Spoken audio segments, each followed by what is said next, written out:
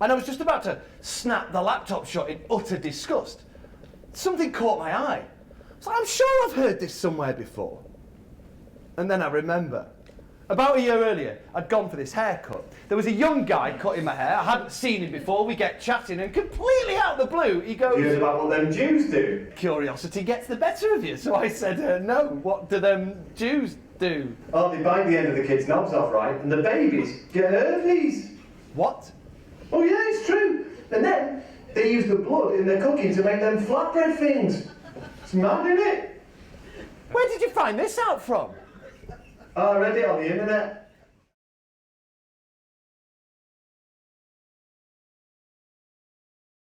Now add to this that conspiracy theories are informed by our prejudices and our biases. Now these play a huge role, and as a case study for this, I like to use Sigmund Freud.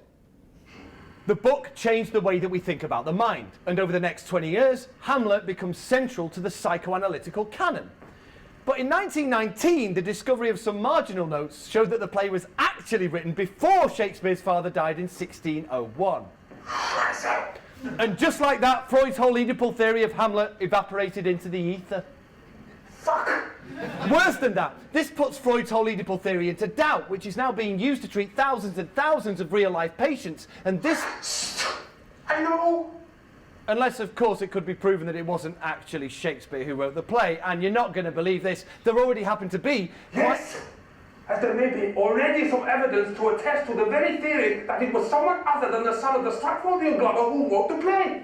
And so Freud spends the last 20 years of his life fixated on this idea that Edward de Vere, the 17th Earl of Oxford, who as Freud later describes him, lost a beloved and admired father whilst he was still a boy and completely repudiated his mother, who contracted a new marriage very soon after her husband's death. Quite a coincidence.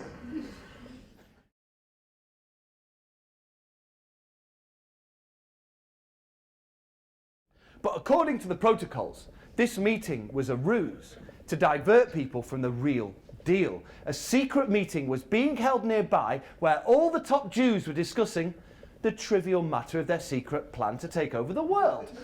At this clandestine meeting, Herzl would break it down into a 24-part lecture for Jewish ears only, with nibbles.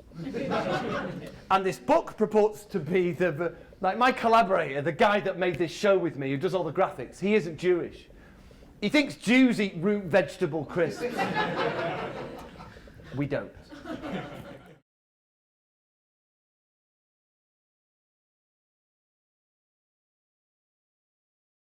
And I got stuff like this.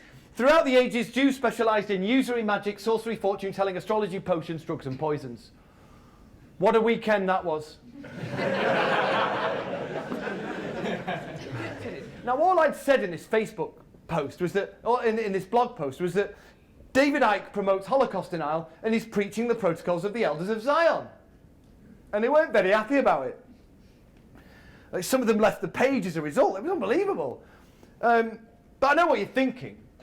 Surely the best way for Marlon to communicate the vitriol from the Occupy London's Facebook page for his David Icke blog post is through the medium of song. How did you know?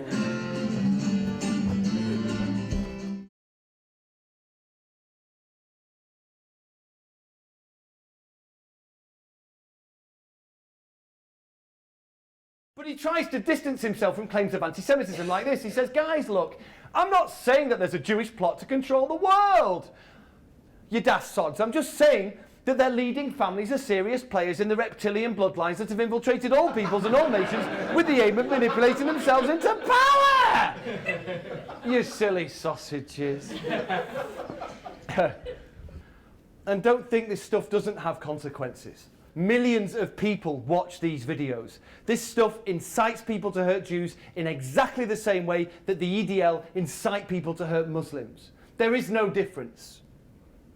But this guy does it in sold-out arenas in Britain, and you won't ever see one anti-racist protester outside.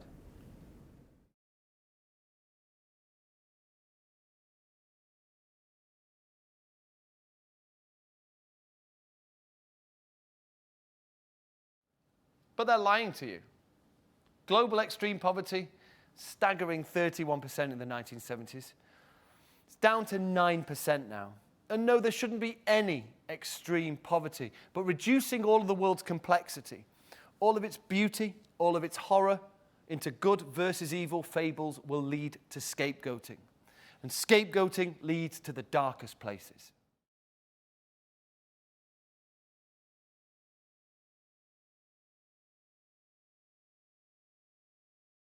So what are the conspiracy theorists not telling you?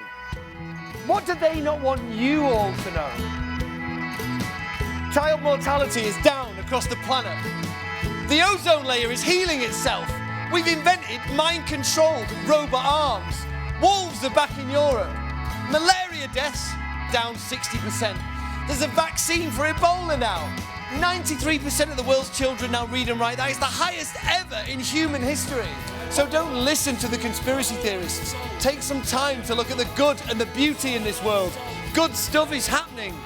Learn it, support it, be a part of it. Thank you.